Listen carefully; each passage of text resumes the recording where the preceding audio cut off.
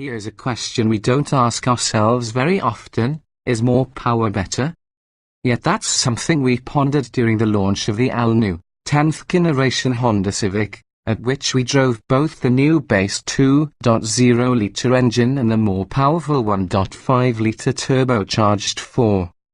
At the end of the day, there was no clear-cut answer as to which version is best. What was abundantly clear, however, is that the base engine isn't bad. Nor is the rest of the 2016 Civic, but we'll get to that. The all-new 2.0-litre engine is offered only in the entry-level LX model and in the owner rung-up X. It is said by Honda to both weigh less and have reduced internal friction compared with last year's 1.8-litre, while kicking out an additional 15 horsepower and 9 lb-ft of torque. The totals are now 158 horsepower at 6,500 revolutions per minute and 138 lb-ft at 4,200 revolutions per minute. In true Honda Civic fashion, power builds in a linear crescendo, with no lumpiness or lag. Just as sweet is the 2.0-litre's aughty Honda sound, that's pure sound, without synthesizing or amplification, which permeates the Civic's well-insulated cabin with every full tilt run up to the engine's 6,700 revolutions per minute red line. And rev it hard we did, since it's none too quick. Expect a 0 to 60 mph time in the low 8-second range. We just clocked the turbocharged 2016 Civic at 6.8 seconds to 60, with its 174 horsepower and 162 lb-ft of torque. The 2.0-litre also has an old-school Honda charm that the 1.5-litre's standard CVT automatic dulls a bit. If character counts, the 2.0-litre makes a case for itself. There's still a stick. The other reason to respect the base Civic is that it offers a manual transmission like last year, though it's restricted to the price-leading LX. Honda representatives have told us that we can expect more Civics, including the 1.5-litre turbo, to offer a stick shift in the future, but that development resources for now are focused on bringing out the other Civic variants yet to appear, including the Coupe, the Ford or hatchback, the C, and the Type R, while the new 6-speed gearbox doesn't feel quite as sweet as the one in the 2016 Accord Sport. It's far from sloppy, with clearly defined gates and short throws, and it's paired with a nicely progressive clutch. It certainly beats the CVT, which is optional on the LX and standard on X models and above. The lack of any form of manual ratio selection, via paddles, shift lever, or otherwise, seems a bit of an oversight on Honda's part, although a sport mode keeps the engine whirring closer to its power peak if you're feeling frisky. And no, it's not the same CVT that has recently been recalled in the 2014 and 2015 Civic and Fit.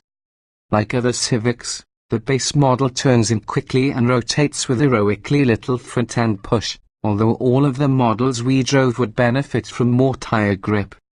Other than 16-inch wheels and two 1555 series tires versus 17-inch wheels with 50 series tires, there is little that separates the chassis of 2.0-litre cars from their turbocharged brethren.